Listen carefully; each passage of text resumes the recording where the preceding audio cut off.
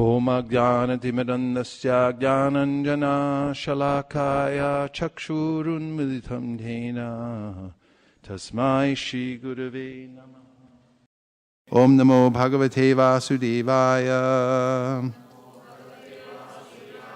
Om Namo Bhagavate Vasudevaya. Om Namo Bhagavate Vasudevaya. Welcome everyone. Jagjivan Prabhu, welcome to our temple. Mataji, I forgot your name. Bhaktipriya, welcome. We're so happy to have you here. This is Jagajivan Prabhu and Bhaktipriya. They're traveling towards the north. And of course, Dayanini Prabhu just walked in.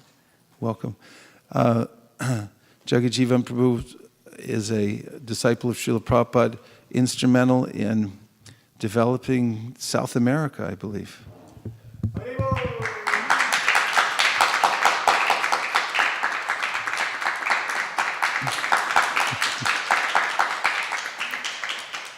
Bhaktipriya, where are you from? From Russia. Welcome, Bhaktipriya from Russia. Hare Krishna. Jagajivan Prabhu, forgive me for giving you an abbreviated introduction for the services that you've done all over the world, but suffice it to say that he sacrificed his entire life for serving Srila Prabhupada in various capacities, mostly as a leader of this Sankirtan movement.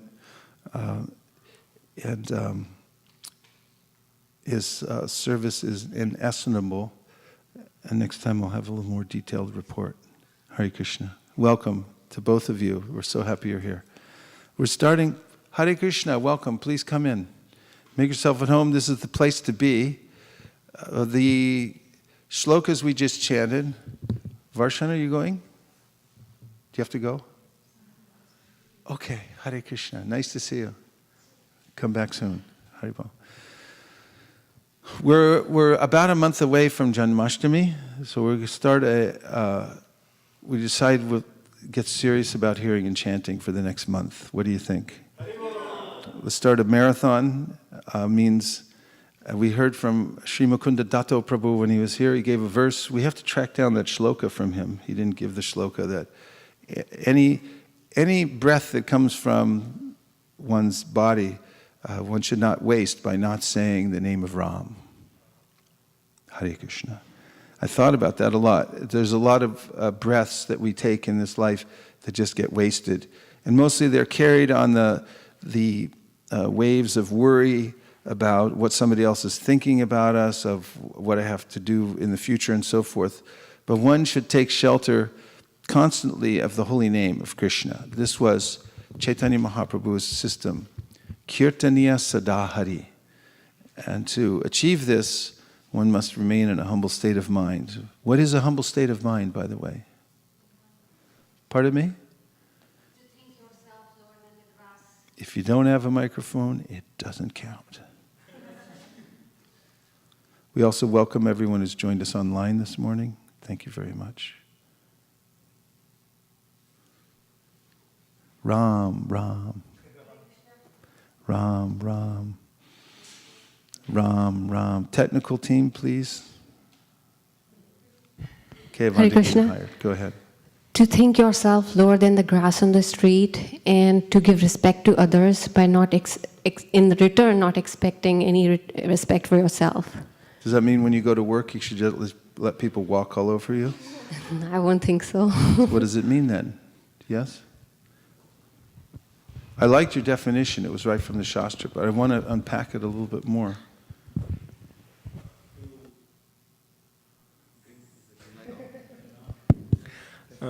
To depend on Krishna and have Krishna as the center of your life. To depend on Krishna and have Krishna as the center. Explain that a little more. That was sutra-esque. What does it mean to have Krishna in the center? Practically. Once you said that at every moment to moment we have a choice on how we use our thoughts, our time, and whether we actually go to Facebook or to Vedabase, like that. And Facebook or Vedabase? You make the choice. Okay. So how about if one is dedicated to following the order of the Supreme Personality of Godhead? One's life is dedicated to Krishna's instruction in the Bhagavad Gita. Ye me matam idam nityam anutishtanti madhava. Without envy, Krishna says, just follow my instruction. So in the process of following Krishna's instruction, Arjuna, Prabhupada said, didn't he offend a lot of people by killing them on the battlefield? Was he humble to go out and kill on the battlefield Kurukshetra? What is your opinion? Was he lower than a blade of grass when he went out crying for victory with his Hanuman flag flying, and he was shooting arrows, he was putting himself in position to kill others on the battlefield? Was he being as low as the straw in the street? Okay, Avantika, defend your position. You said no. You took it back? Who said yes? Okay, you took it back. Now defend your position. He said yes, he was being humble by fighting on the battlefield of Kurukshetra. How is that humble? How is that being low as a blade of grass? You could take consulting here.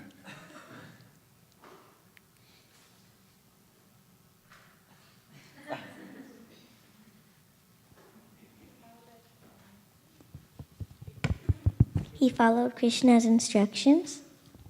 So how does that how would that make one humble if you're following Krishna's instructions? Yes. He did not want to fight, yet he listened to the Supreme Personality instruction, and since he said why you should fight, he obeyed him, and without haste he went out and fought, even though that was going against his will. So he obeyed Krishna. That's interesting. Even though it was against his initial will that he not fight, he took up Krishna's instruction and followed Krishna's will. Is that what you're getting at? Yes, he lowered himself to follow the instruction. But in the process, he may have been fighting with other people. And so was he humble while he was fighting? Yes. Yes. Okay. Let's hear it from Harivamsha. So he removed himself from the center and put Krishna in the center and his instructions. And since Krishna's instructions are for the well-wishing for all the other entities, he was actually lower than the blade of grass also, because by following his instructions, he was making sure everybody else is benefited. Okay. So, good. That's helping. We're getting closer. Pratibha? Arjuna was being an instrument to carry out Krishna's purpose, which was to establish the principles of religion and annihilate the miscreants. Okay. So, I ask the question again. If you're lower than a blade of grass, you feel yourself lowly, and can you go to work, and do you let everyone walk all over you while you're doing your work? Or whatever anybody says, you just agree with it?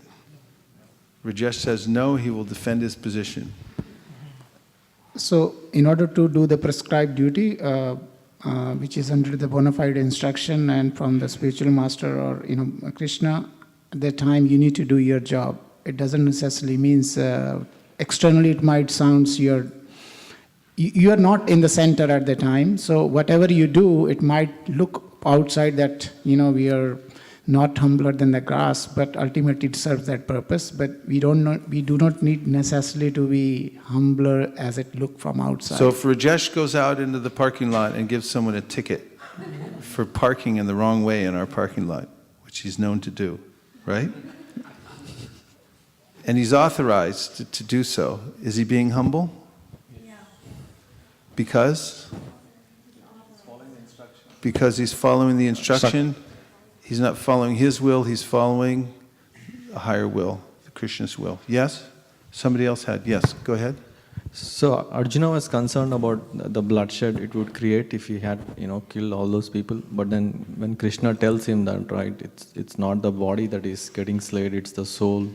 Then he gets, convinced, and he thinks like, we're working not on a bodily platform. and then he submits himself to Krishna, and then he fights. Okay, and how's that making the case for him being humble? The thing is, he knows he's very powerful. He has a lot of arms and stuff like that, where he can go and kill outright anybody. But at the same time, his humble mind shows that he's concerned that it's going to kill people.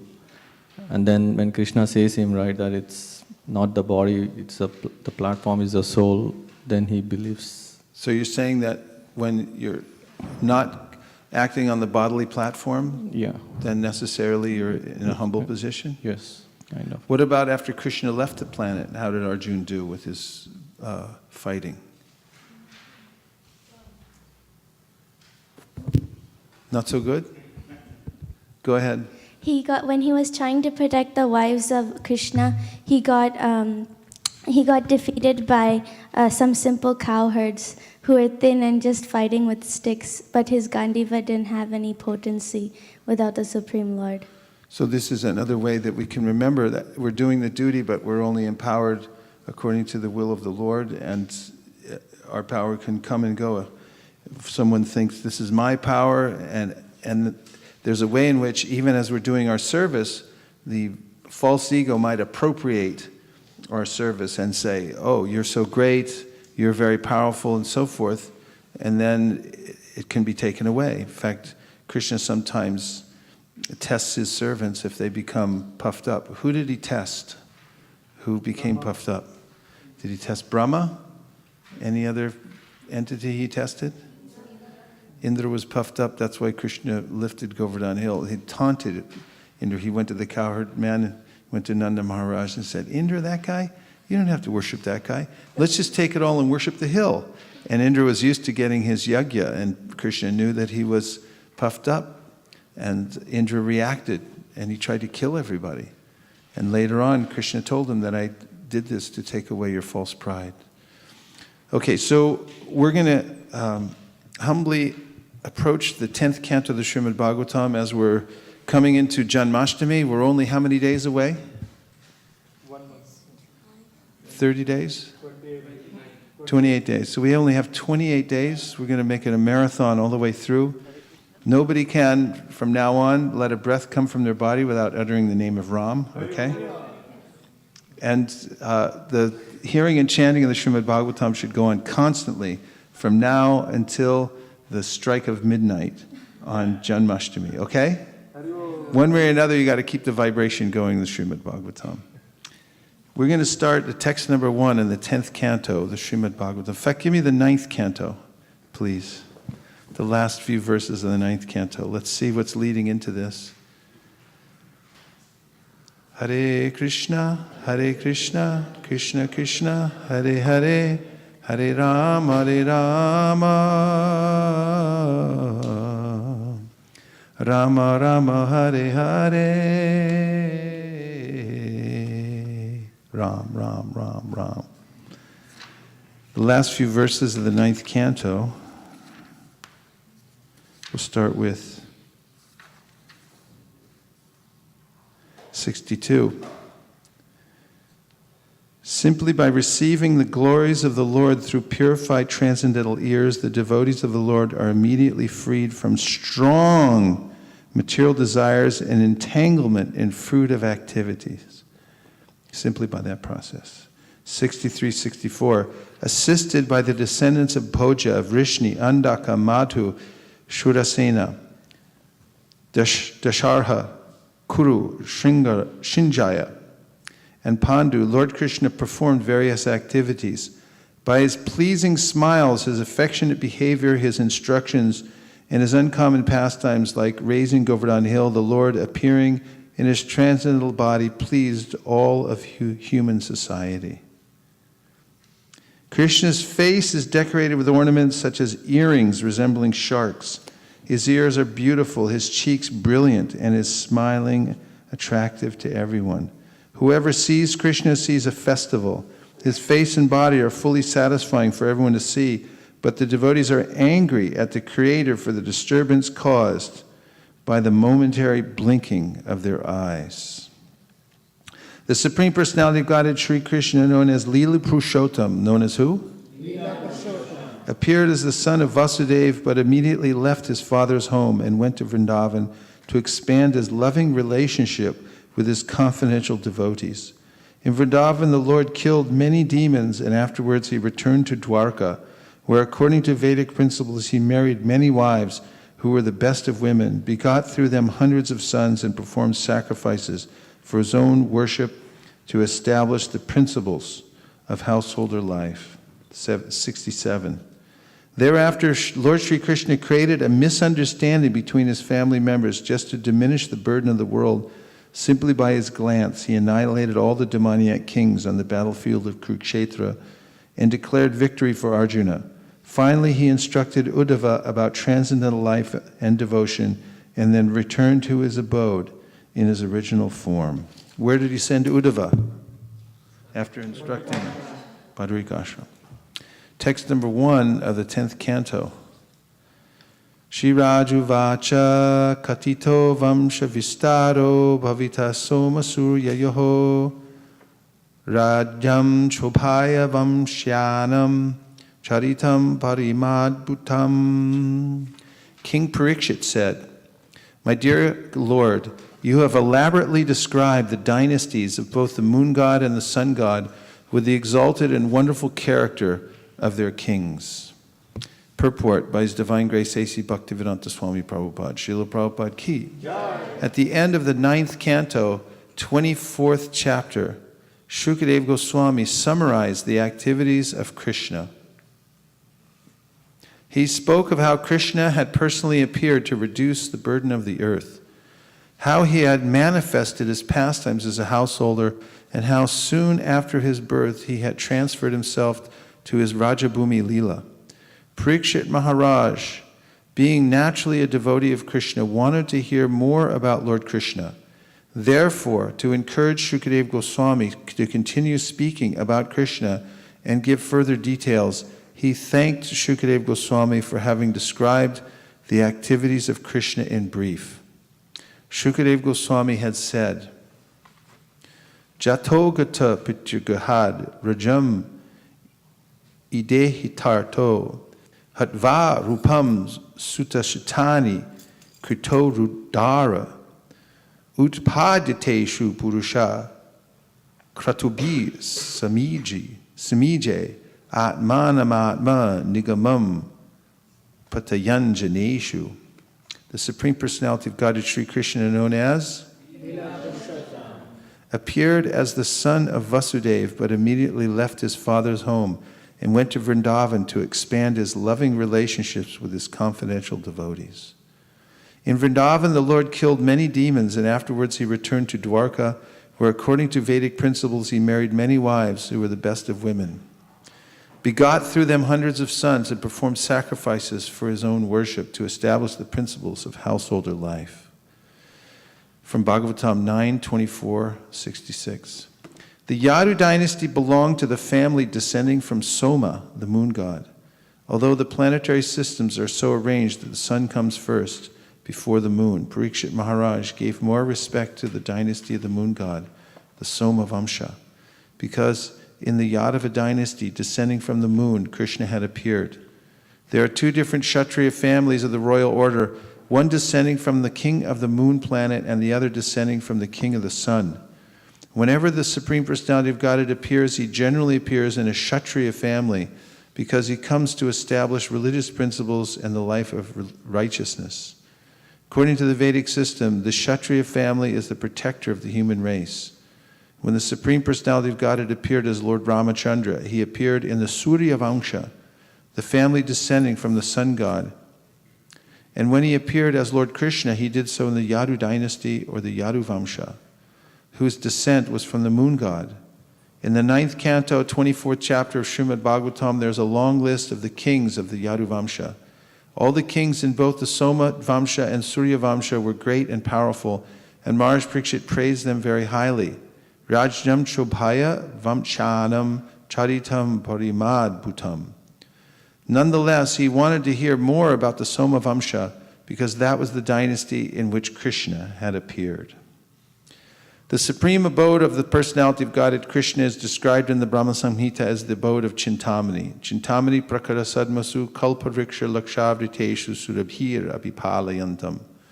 The Vrindavan Dham on this earth is a replica of that same abode. As stated in Bhagavad Gita 8:20. 8:20, please. Parastasmatu bhavonyo vyakto vyaktat sanatanaha yaksak sarveshu bhuteshu nashyatsu navinashyati.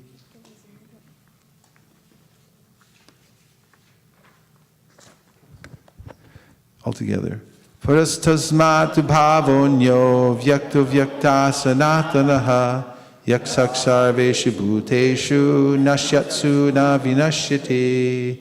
Parastasmatu bhavonyo vyakto vyaktat sanatanaha yaksak sarveshu bhuteshu nashyatsu navinashyati. Paraha, transcendental.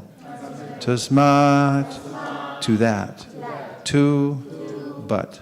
Bhavaha, nature. Anyaha, another. Avyaktaha, unmanifest. Avyaktat, to the unmanifest. Sanatanaha, eternal. Yasa, that which. Sarveshu, all. Bhuteshu, manifestation. Nashyatsu, being annihilated. Na, never. Vinashyati is annihilated. Together. Yet there is another unmanifest nature, which is eternal and is transcendental to this manifested and unmanifested matter. It is supreme and is never annihilated. When all in this world is annihilated, that part remains as it is. So I'll read in context again. The Vrindavan Dham on this earth is a replica of the same abode. As stated in Bhagavad Gita 8:20, in the spiritual sky there's another eternal nature, transcendental to manifested and unmanifested matter. So, since that's true, and when one hears about it, then one may develop a desire to go there. If one can't distinguish between, hi Vrindavan, you okay? All right. If one can't distinguish between the superior energy and the inferior energy, or know that there's a better place to go, then one simply accepts what's given in front of one. And therefore, the information in the Bhagavad Gita is vital, and in the Srimad Bhagavatam, to hear about Krishna and his spiritual abode. Om Tad Vishnu Paramam Param Sada Pashyanti Suryoho Divivachakshiratatam Tavipraso Vibhanyavo Jagvrivam Saha Samindate Vishnu Yat Paramam Padam.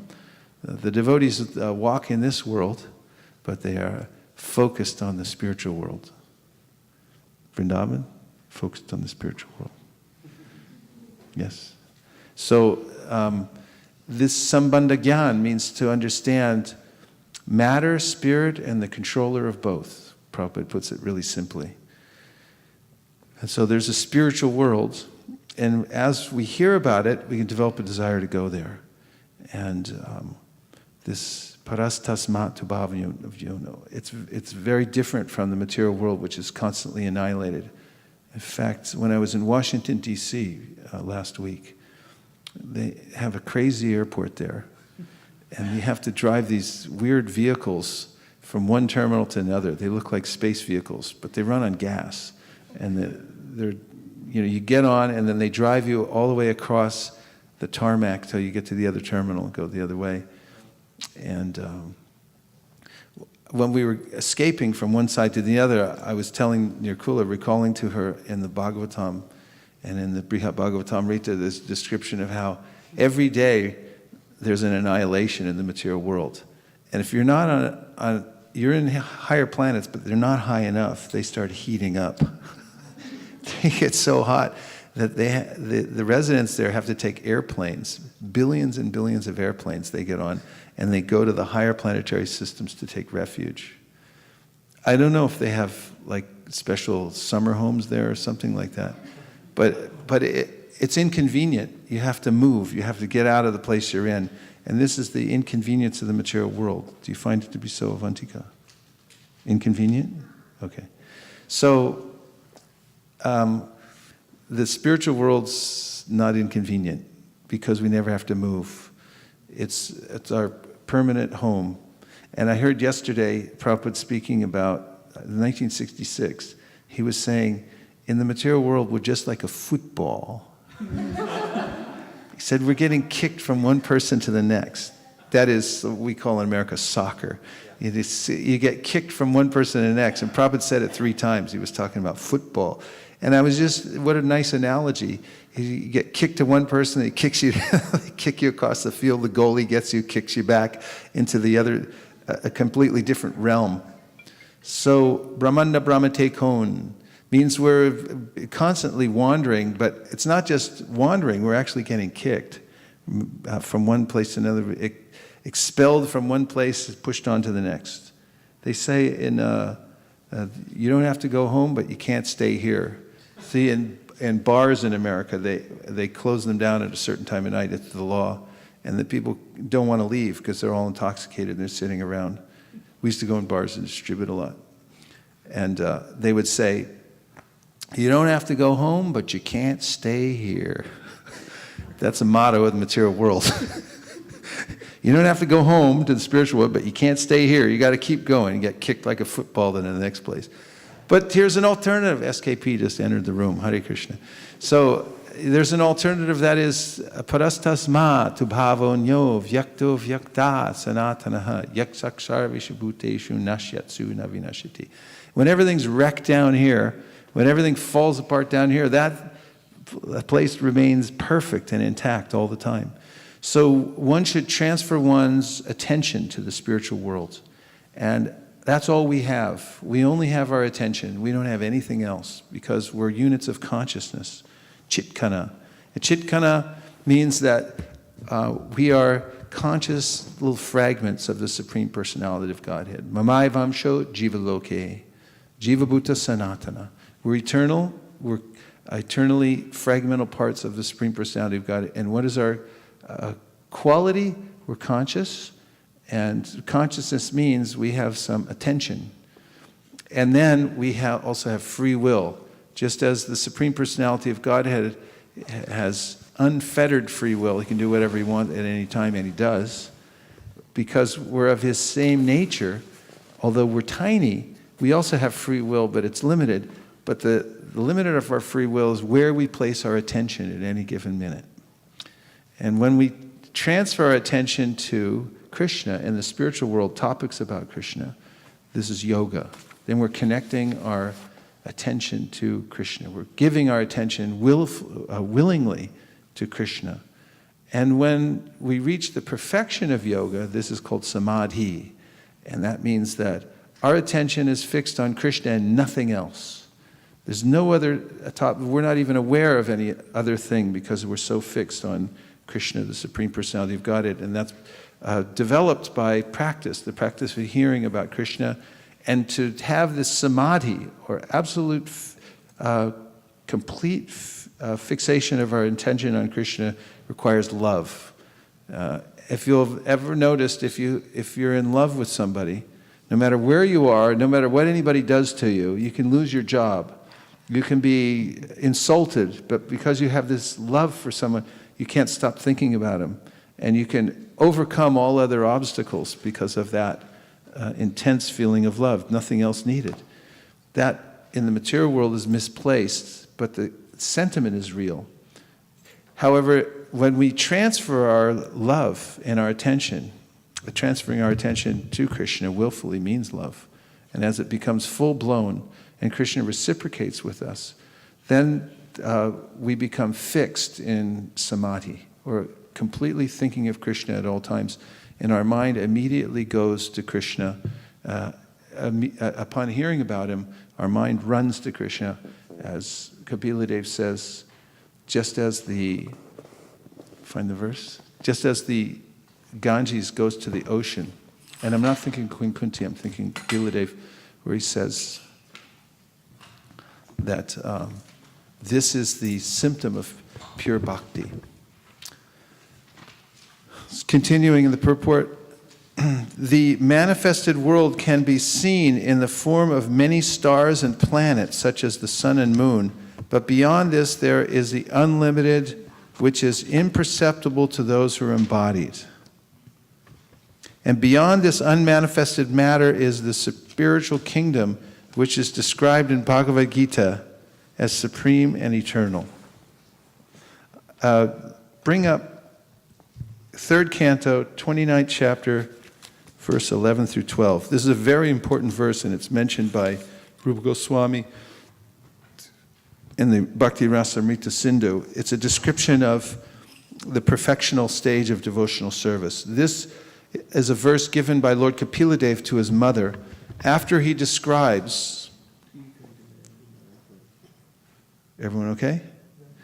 After he describes devotional service performed under 3 modes of material nature, that is, in ignorance, in passion, and in goodness, then he describes completely transcendental devotional service.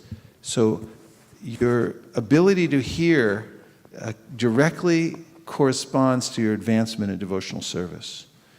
And this verse unpacks that sutra, which is given by Jiva Goswami in the Bhakti Sandarbha. I'll say and please repeat. Madguna shuti matrena Mai sarva guhashaye Manogatir avichinna Yata gangam basom budao Lakshanam bhakti yogasya Nirgunasya hudaratam Haituki avyavahita Yapakti purushottame. The translation is, the manifestation of unadulterated devotional service is exhibited when one's mind is at once attached to hearing the transcendental name and qualities of the Supreme Personality of Godhead, who is residing in everyone's heart. Just as the water of the Ganges flows naturally down towards the ocean, such devotional ecstasy, uninterrupted by any material condition, flows towards the Supreme Lord. This can be developed by practice. Yes? Give a verse that supports that position, that you can develop this state of consciousness through practice. Go ahead. What is it? Okay, he's got something. Give him the microphone. Belt it out. In the meantime, Mukharavind. In the 2nd chapter of Bhagavatam, Tasmad ekena manasa Bhagwan satvatam pati srotavya kirtitavyasya dheya pujyasya nittada. Keep going. We're listening. So that says like how by focusing one at Tasmad ekena manasa, by one focusing mind. One pointed attention. One point attention. Which is important at this point also. How does that prove that by practice one comes to the stage of unadulterated attraction for the Lord?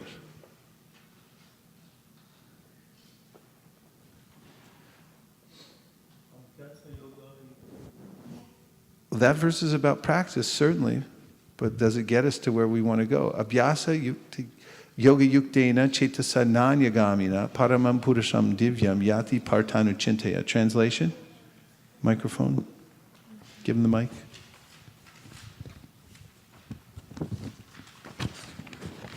Means we're at point A, we want to get to point B. Does the verse prove it?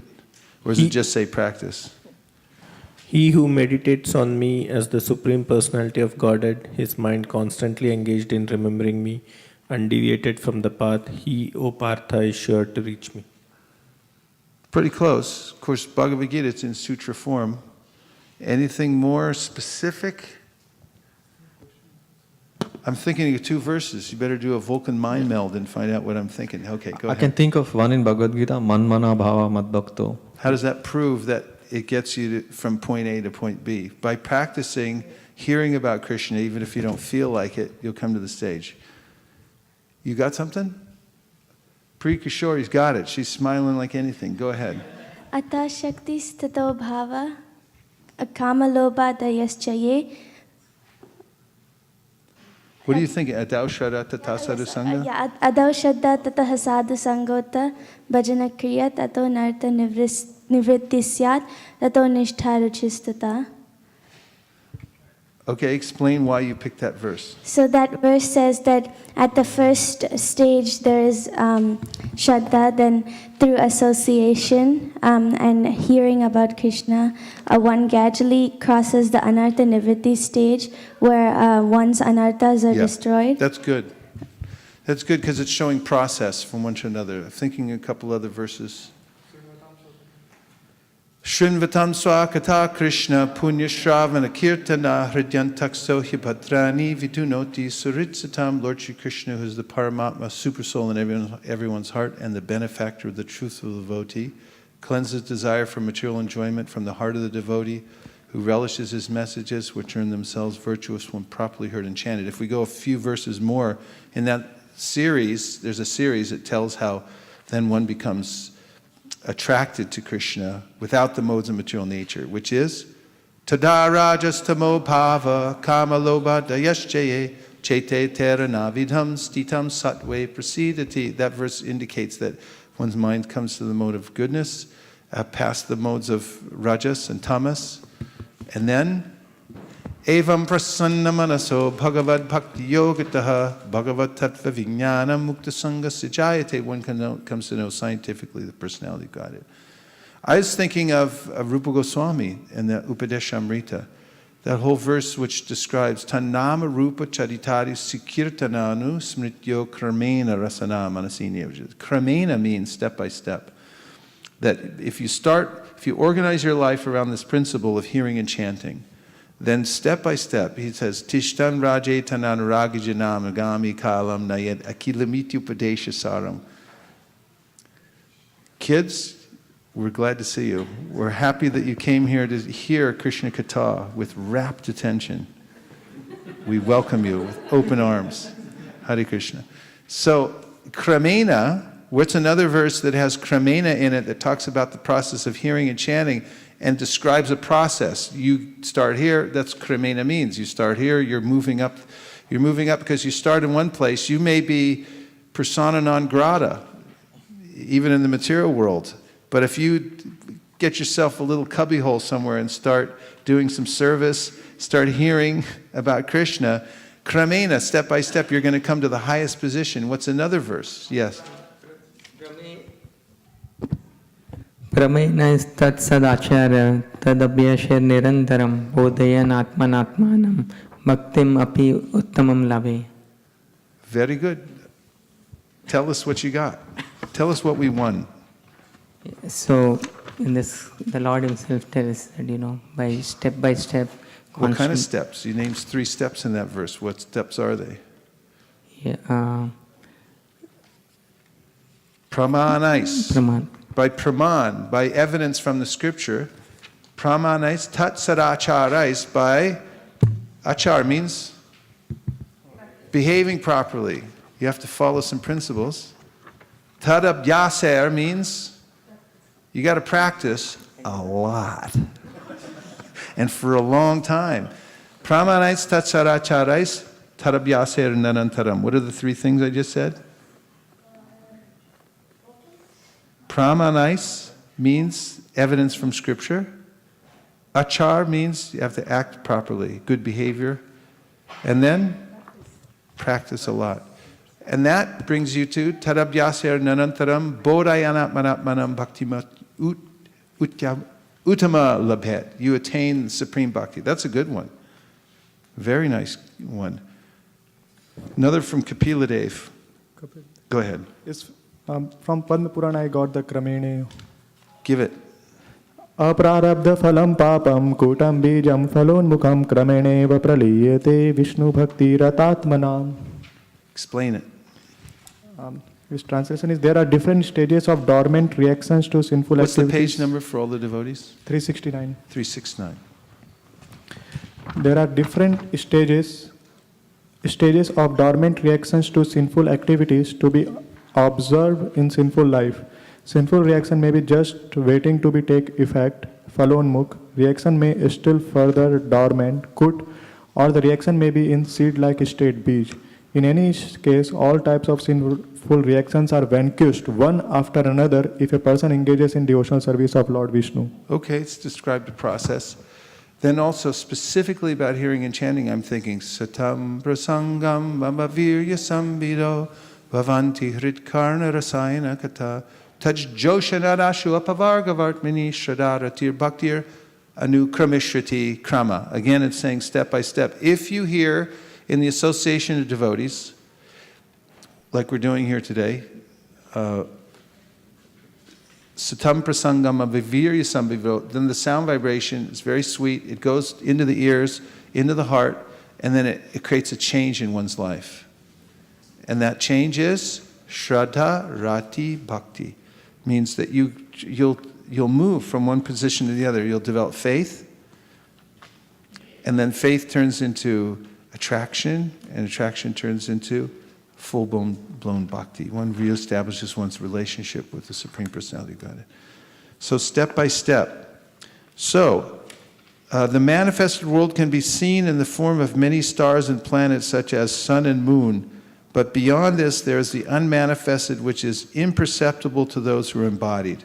And beyond this unmanifested matter is the spiritual kingdom which is described in Bhagavad Gita as supreme and eternal. That kingdom is never annihilated. Although material nature is subject to repeated creation and annihilation, that spiritual nature remains as it is eternally. In the 10th canto of Srimad Bhagavatam, that spiritual nature, the spiritual world, is described as Vrindavan, Goloka Vrindavan, or Vrajdham.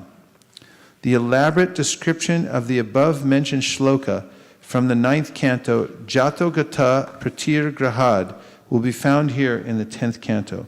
Are you ready for the next verse? On a scale of 1 to 10, how ready are you? Really? Okay, here it is.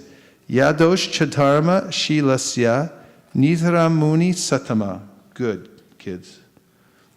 Tatram Shina Vitirnasya Vishnur Viryani Shomshana. The translation, you ready? Here it is.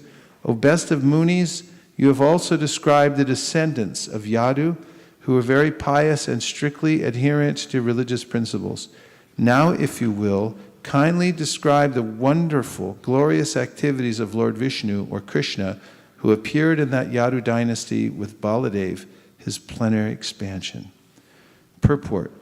The Brahma Samhita 5.1 explains that Krishna is the origin of Vishnu Tattva. Ishvara Parama Krishna Sakchidananda Vigraha Anadiradir Govinda Sarvakarana Karanam. Krishna, who is known as Govinda, is the supreme controller. He has an eternal blissful spiritual body. He is the origin of all. He has no other origin, for he is the prime cause of all causes. Yashyaika nishvasita kala matavalambya jivanti loma vilaja jagadandanata Vishnur Mahansa iha yasya kala vishesho Govindamari purusham tamaham bhajami. The Brahmas, the heads of the innumerable universes, live only for the duration of one breath of Mahavishnu. I worship Govinda, the original Lord, of whom Mahavishnu is but a portion of a plenary portion. Govinda Krishna is the original personality of Godhead. Krishnastu Bhagavan Swayam. Even Lord Mahavishnu, who by his breathing creates many millions upon millions of universes, is Lord Krishna's Kala Vishesha, or plenary portion of a plenary portion.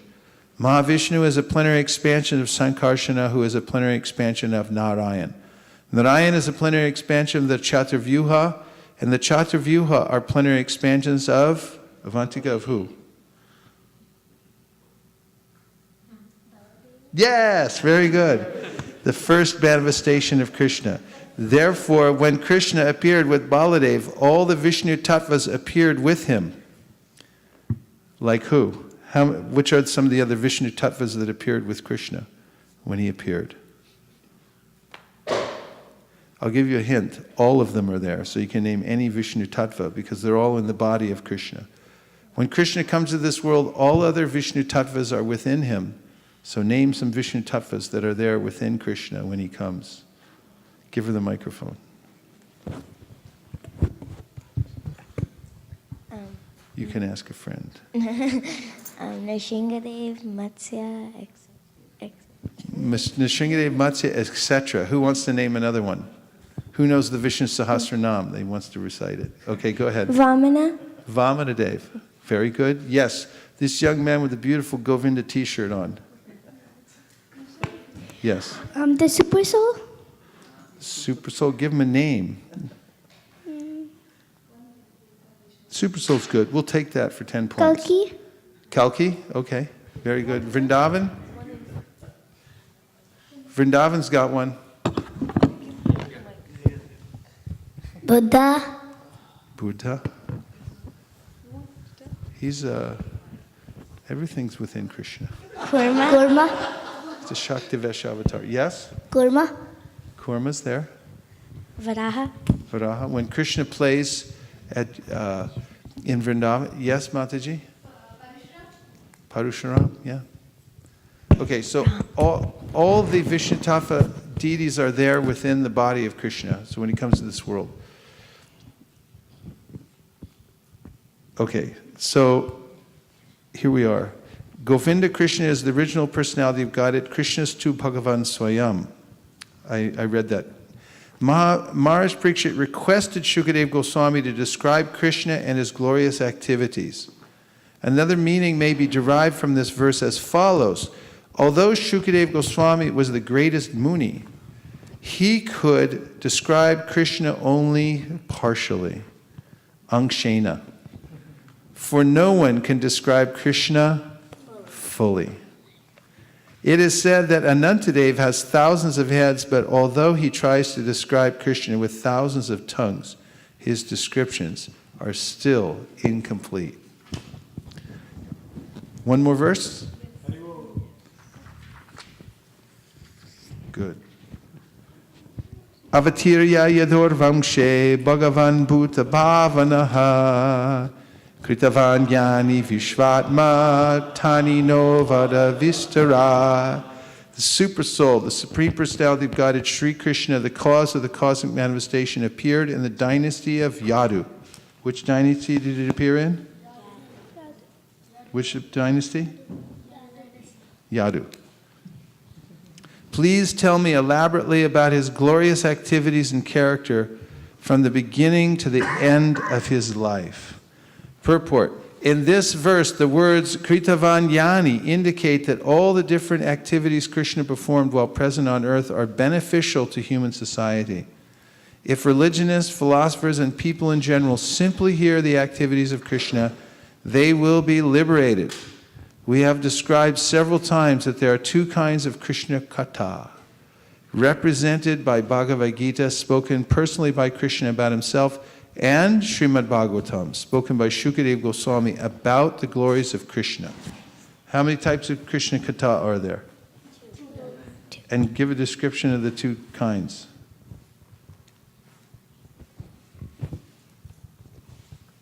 Somebody help him out. One kind is?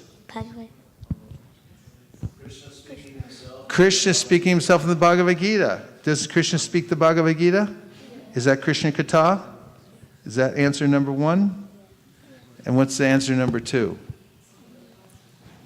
What's another kind of Krishna Katha? Yes? The Srimad Bhagavatam. What's the difference between that and the Bhagavad Gita? The Srimad Bhagavatam is spoken by Shukadev Goswami and the Bhagavad Gita is spoken by Lord Krishna. And they're both Krishna Katha? Yeah. Okay, 10 points for you.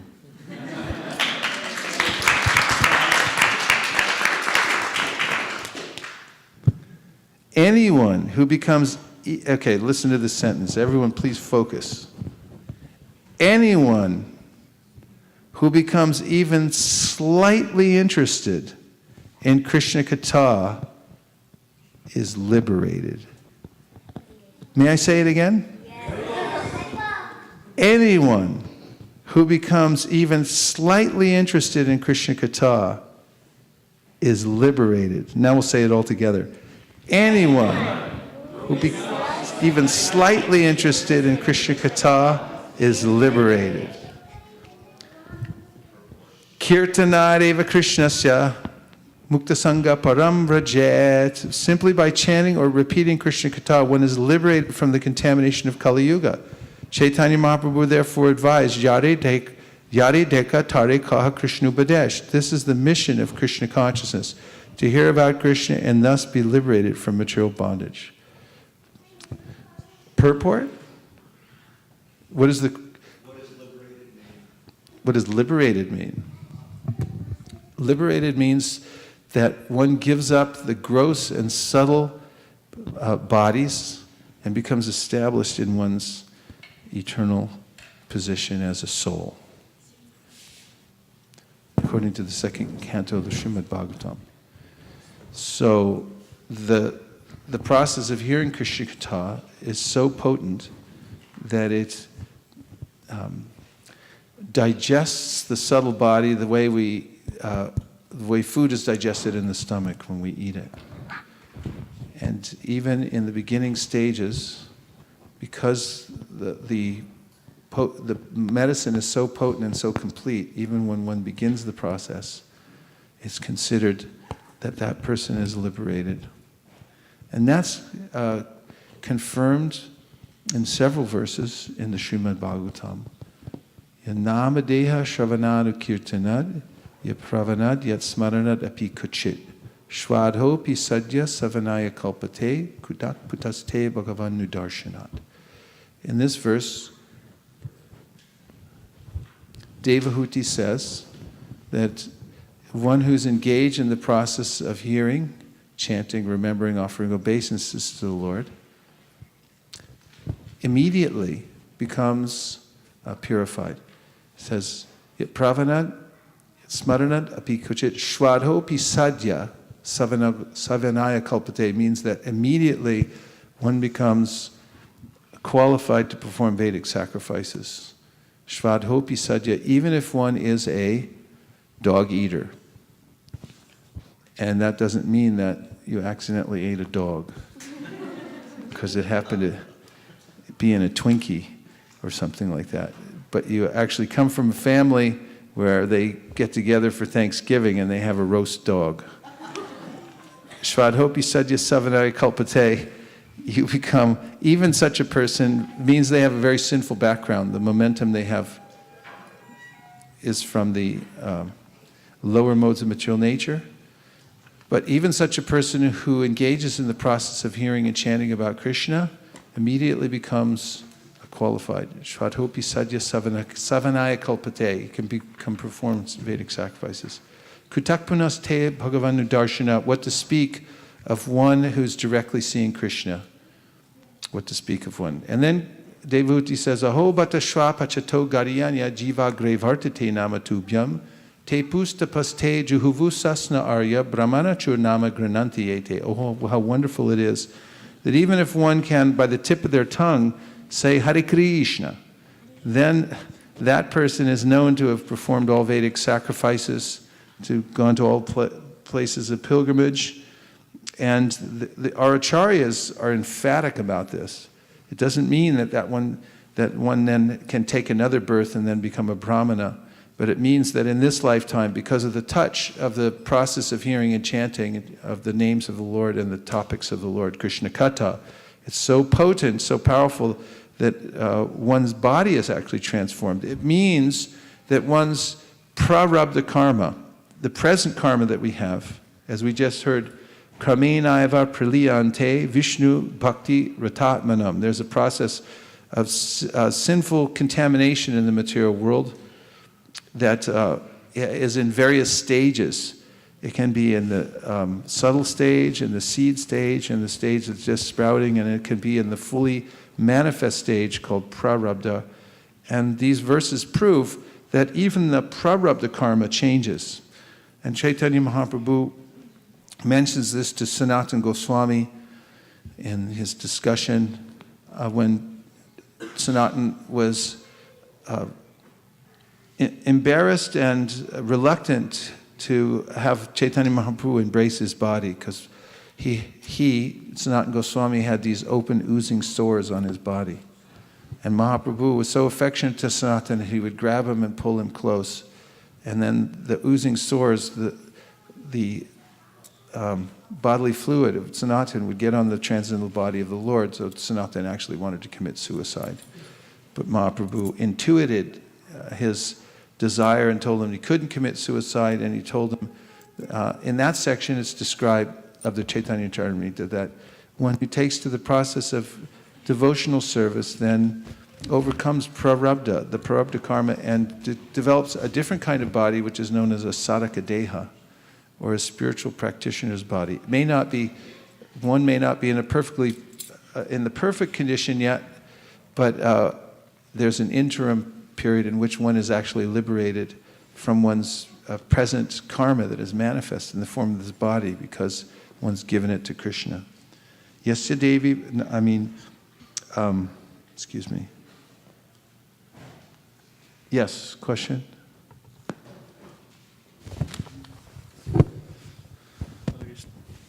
Hare Krishna, Prabhu. 2 years before you taught me one sloka, it reminded me in Foster City, and door to door we like continuously chanted whole day that Chaitanya Mahaprabhu spoke with Kulina Grama devotees that Prabhu kahe jaru mukhe shuni ek bar Krishna naam se puja shreshta sabakar. That if you just chant one time of name of Krishna, he is shreshta sabakar, he is worshipable. So thank you, Prabhu. So, Prabhu kahe jar mukhe shuni akbar Krishna naam she puja shreshta sabakar. That's one of the verses that I lost on the airplane. So some airplane cleaner picked it up and said,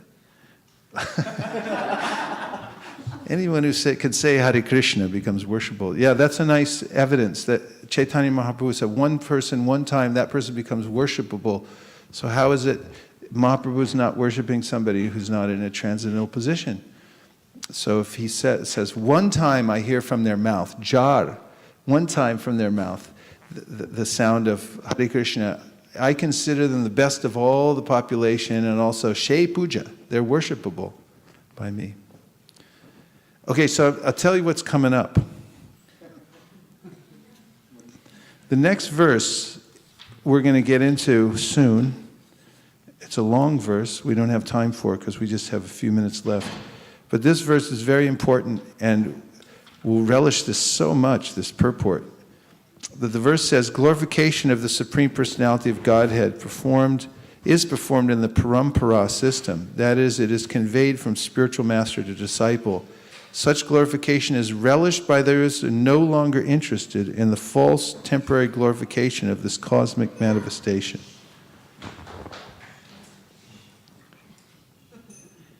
A couple more eager hearers, they came running in to hear this last part. Descriptions of the Lord are the right medicine for the conditioned soul undergoing repeated birth and death. Therefore, who will cease hearing such glorification of the Lord except a butcher or one who is killing his own self? I was in Japan, and we went downtown for the Harinam, and I saw where we stopped, there was a butcher looking out the window at us. So I went in there to talk to him, and he bought an easy journey to other planets. And I came back in the shop later, and he was in the back reading it. And I was thinking that the mercy of Lord Nityananda is so powerful. Prabhupada's campaign is that this verse says a butcher can't be interested, but somehow or other there's a penetration by these books of the holy name and so forth. Goes vacham vachakam itudeti bhavato dvanta vibhavo. This verse we chanted earlier about the holy name, that there's the name and the names, and they're the same, but there's a difference. One is more merciful than the other. I was thinking also that the books that are the most merciful form of Krishna, because they agree to go everywhere. They go to these concerts where kids are racked out of their brains on drugs and stuff like that, and then they'll go home with them. In normal deity worship, no one can come and touch the deity unless they're Brahmanically qualified and so forth. But Srimad Bhagavatam is also a deity, but the Srimad Bhagavatam is going to all these different places, these homes, and purifying people. And we hear story after story of people who were saved by the bell. They got the Bhagavatam, they got a book, and it stayed in their home and then called to them and then brought them back. So it's the most merciful form of Krishna. We have the association of these divine deities. And we'll just have a short kirtan. Nama Om Vishnu Padaya Krishna Preshtaya Bhutale Srimate Bhaktivedanta Swami Niti Namine Namaste Saraswate Deve Gauravani Pracharine Nirvishesha Shunyavadi Paschatya Deshatarine Jaya Shri Krishna Chaitanya Prabhu Nityananda Sri Advaita Radhara Shivasari Gaura Bhakta Vrinda Hare Krishna Hare Krishna Krishna Krishna Hare Hare Hare Rama Hare Rama Rama Rama Hare Hare Hare Krishna Hare Krishna Krishna Krishna Hare Hare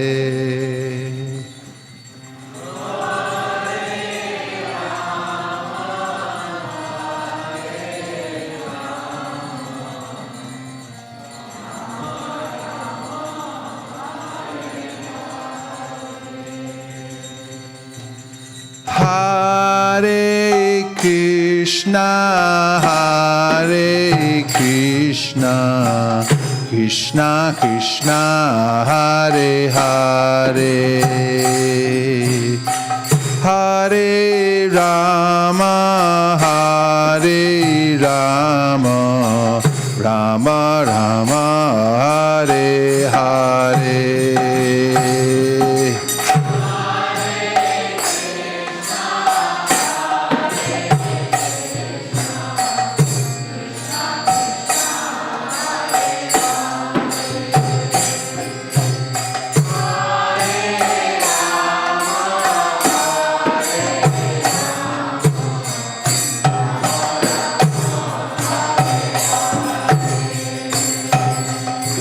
Hare Krishna, Hare Krishna, Krishna Krishna, Hare Hare, Hare Rama, Hare Rama, Rama Rama, Hare Hare.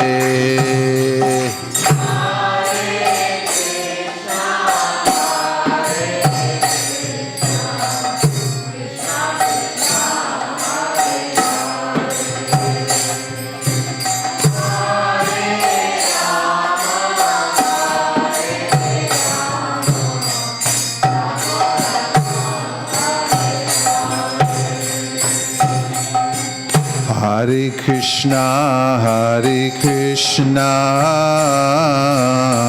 Krishna Krishna, Hare Hare, Hare Rama, Hare Rama, Rama Rama, Hare Hare.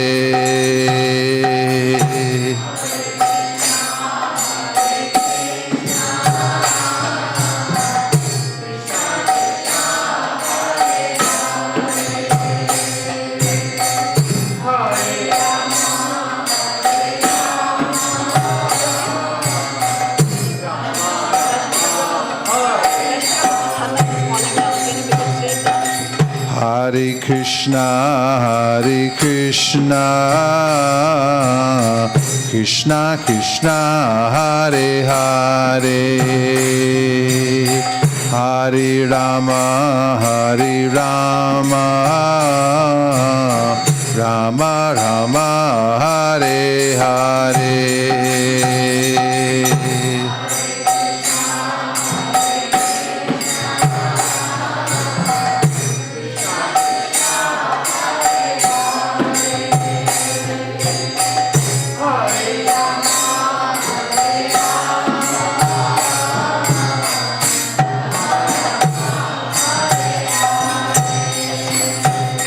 Hare Krishna, Hare Krishna, Krishna Krishna, Hare Hare, Hare Rama, Hare Rama, Rama Rama, Hare Hare.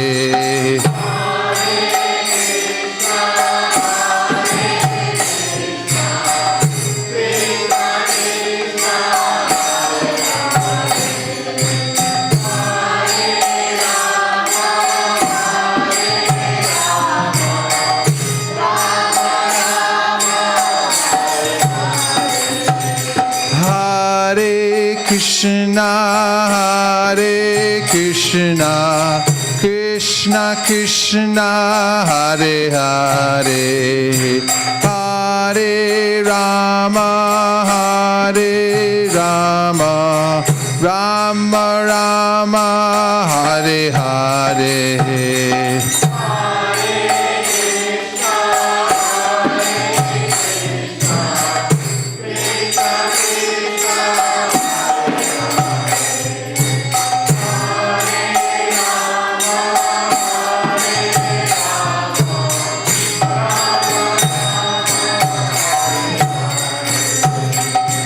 Hare Krishna, Krishna Krishna, Hare Hare, Hare Rama, Rama Rama, Hare Hare.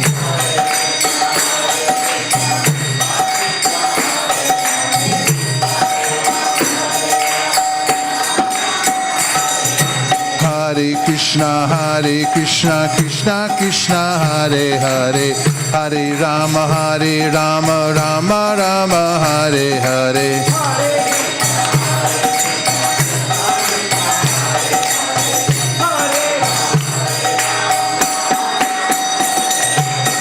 Hare Krishna, Krishna Krishna, Hare Hare, Hare Rama, Rama Rama, Hare Hare, Hare Krishna, Krishna Krishna,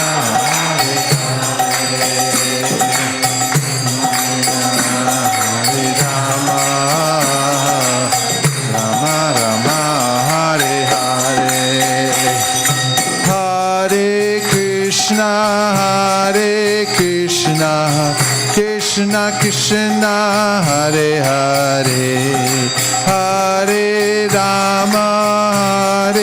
Rama, Rama Rama, Hare Hare.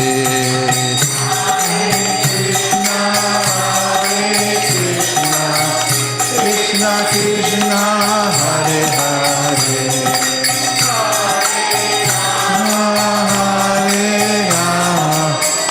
Rama Rama, Hare Hare. Go Premanande.